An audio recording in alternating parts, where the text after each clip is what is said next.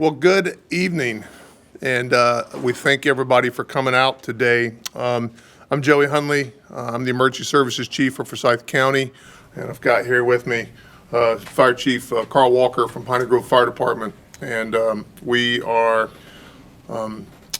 excited to be out here for the reason that we're out here tonight, and that's to celebrate Mr. Johnny Martin's the fact that he's still here with us. Right?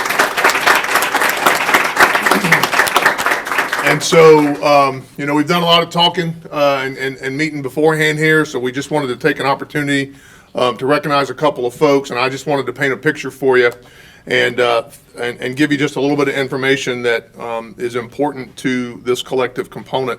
As Chief Walker indicated, while we were talking beforehand, this cardiac arrest survivor reunion is absolutely a team effort, right?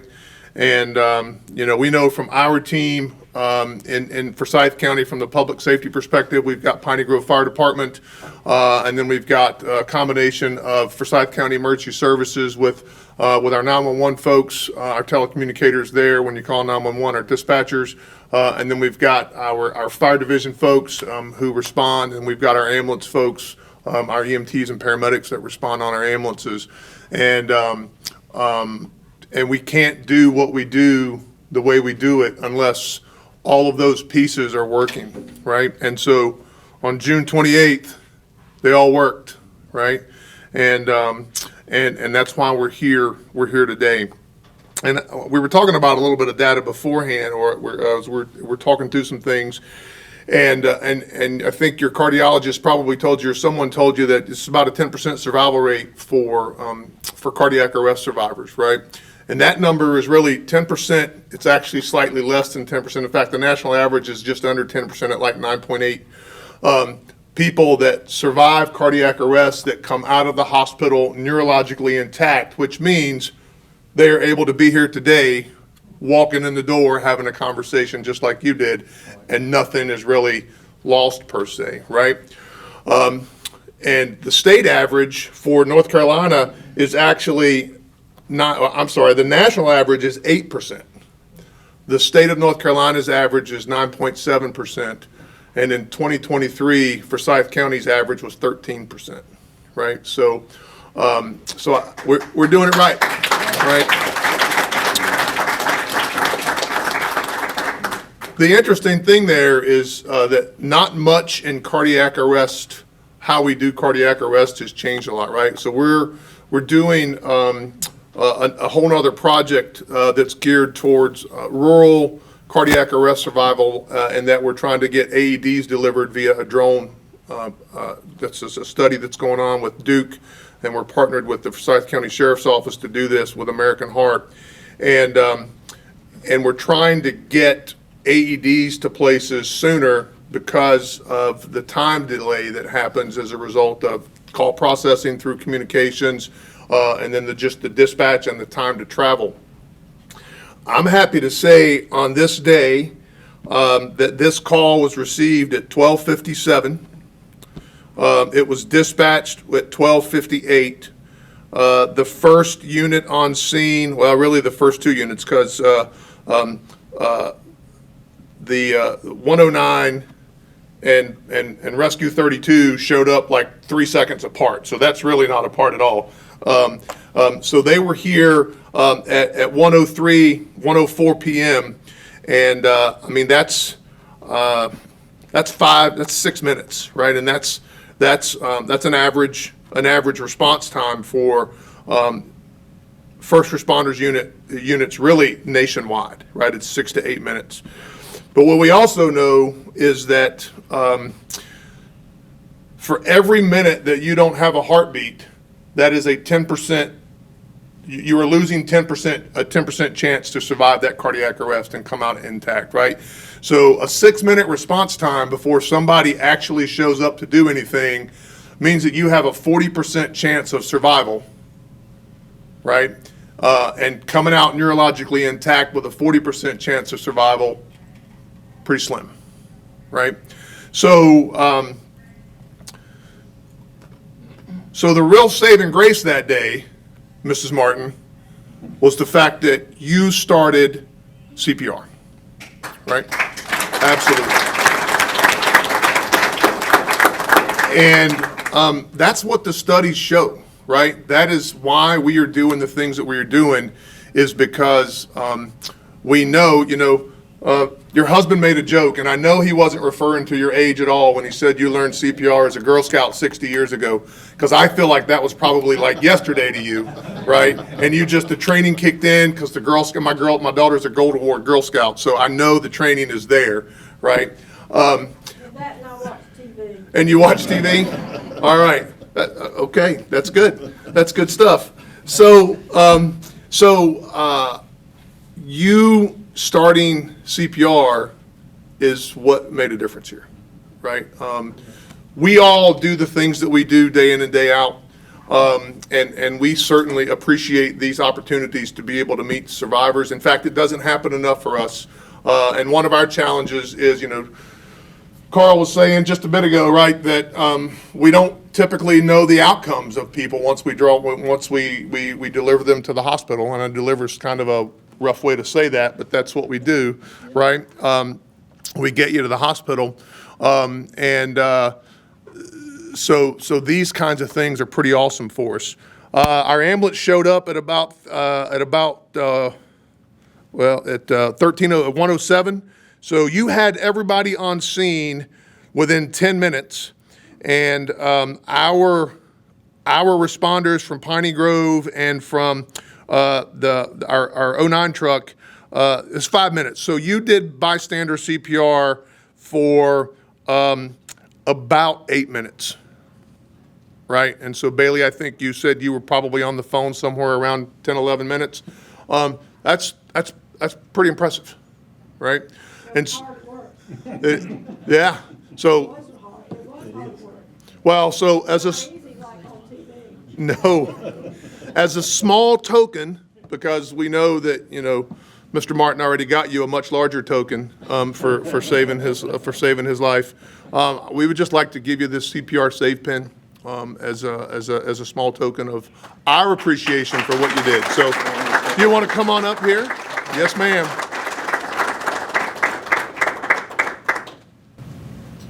I don't know anybody that's ever saved anybody's life except her. And we'll use it as a photo op. If you don't mind, and we'll let the cameras take some pictures here. Okay. But here's your CPR saving pin. There's not a whole lot of those floating around. Well, Believe it we're or not. honored. There you go. So Thank again, you. thank Thank you you. so much.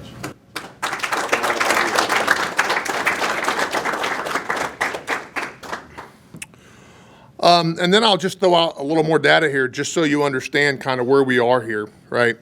About 77% of our cardiac arrests happen at home or in a nursing home, right? And of that 77%, about 40% of those folks, those cardiac arrests are witnessed by a bystander, right? And of that 44%, only about 33% actually start CPR, right? And so we're on a mission in my world to get more folks trained in CPR, and it's not like it used to be in the mouth to mouth. That's all gone. We just want you to press hard on the chest, right? And our telecommunicators do such a fantastic job of talking to everybody through that on the phone. We want to get AEDs more available because in your case, an AED shocked you several times, right? And I'll just take the opportunity here to talk about the difference in what happened with you without really going into too much detail.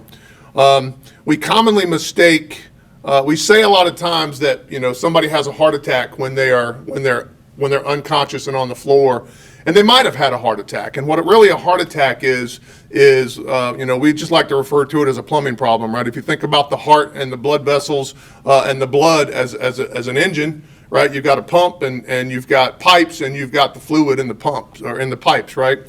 And so what you had was a blockage in the pipes. The problem is the blockage in the pipes led to the pump not doing what the pump was supposed to do, right? And so the AED, or the automated external defibrillator, or the shock box, as we like to call it, was the second thing that helped get you back to a cardiac rhythm that we could manage, right? And then, Chief Walker talked about the other thing that we do is we have a mechanical CPR device. It's called the Lucas device, or the thumper, as some folks like to refer to it. And that helps us once we get to a point where we can do consistent compressions at the right depth in the right place, and we aren't working as hard as you worked, for the 7 or 8 minutes that you were working there, and it provides a consistent, pump and flow of the fluid or the blood to keep you to a point where we can get you where you needed to be, right? And so your cardiologist saw you and did what they do, and here you are. So I'll give it to Chief Walker to say a few words if. Yes, to follow up with what Chief Hundley said is, it is imperative that people learn CPR. It is imperative that it's early defibrillation and early access to the 911 system. Those are 3 things that are very imperative to the whole entire system working the way it should. And I'll go ahead and throw it out for the community. If anybody in Piney Grove's community wants to learn CPR, come here, we'll teach them. That's how important it is, just simply because, Mr. Martin, your chances would have been greatly diminished had your wife not done CPR in the home until we got there. So that is the most important component of this is that early CPR. So, Chief Holmes. So for my folks, we're not forgetting you. We do our awards ceremony in December, and you will all be properly recognized at that point. I'm going to call out some folks for Chief Walker here, and as I call your name out, if you won't mind coming up. Mr. Randy Temples. Okay, so real quick, Randy Temples is a volunteer with our department. He's been in the emergency services for many, many years. He happens to live in the neighborhood that adjoins Mr. Martin's neighborhood, and he responded from his home, as we're a combination department. We have on-duty staff and volunteers here. So Randy responded from his home to help us with this. So, Randy. Thank you very much. Thank you. Mr. Greg Ward. And Mr. Ward is one of our on-duty staff guys. He happened to be on duty that day. And again, thank you for your help and what you did in active patient care with Mr. Martin. Miss Nadia Maji.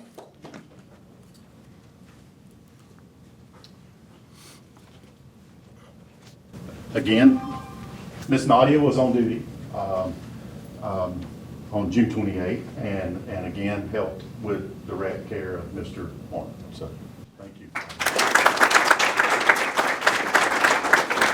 And then last, Mr. Doug Shields. Certainly not least. So Doug's been with us for several years, and he's been in the emergency services, fire services for many, many years. And I think you told me you could count on, was it one hand or two hands, how many times in your 30-some, 40-some year career so far, how many times that he's actually been able to interact with someone that he responded to. So, Doug, thank you.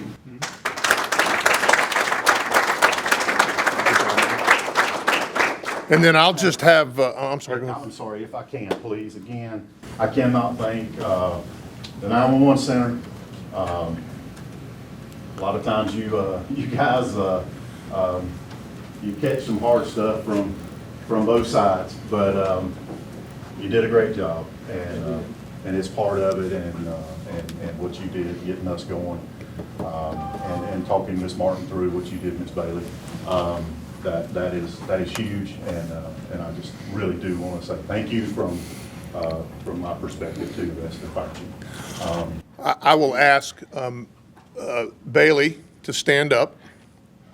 And Marie, even though she wants to bury herself in the back corner there, come on up here, Marie, with Bailey, right? So I know we've talked on the side here, but that Bailey Carter and Marie Kiesler are your two telecommunicators. Marie was on the phone with you, Miss Martin, and I'm sorry, Bailey was on the phone with you, Miss Martin, and Marie was dispatching all y'all to get out here and do your thing. So thank y'all for that.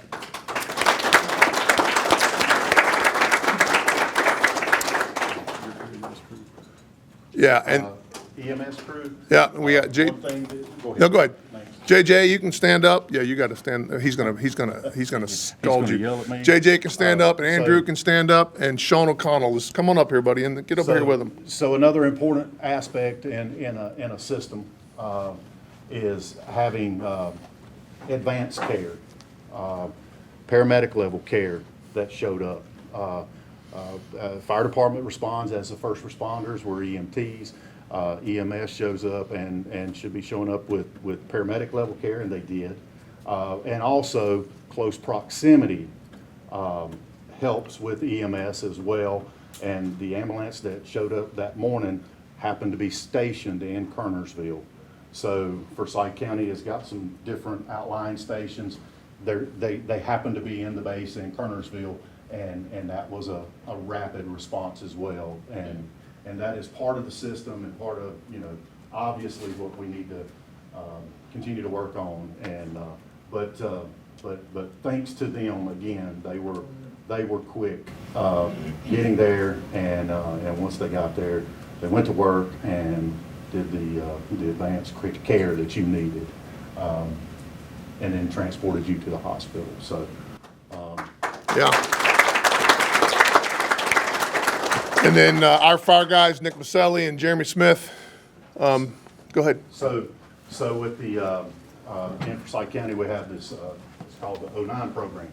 So basically, it is on-duty staffing spread out throughout the county. I think there's 3 trucks, have guys on them. They go out and they basically assist and help the combination departments in the county with manpower. And so they're automatically dispatched with the departments on certain calls, things that typically take some more manpower than what your typical combination or volunteer department would have on duty during the day. That program had 2 people in Kernersville, close, at the right time, and that is a program that also helped contribute to the entire system. And Jeremy, thank you. Mr. Maselli, thank you for your help that day.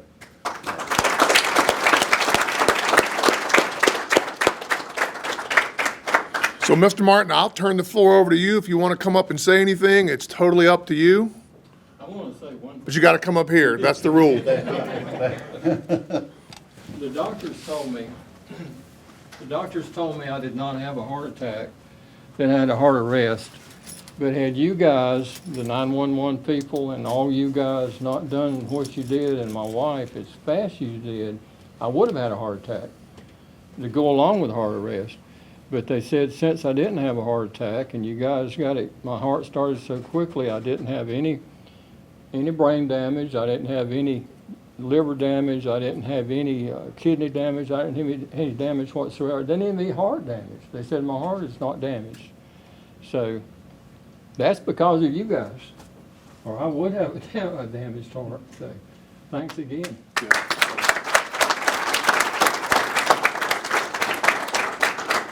Just let everybody meander.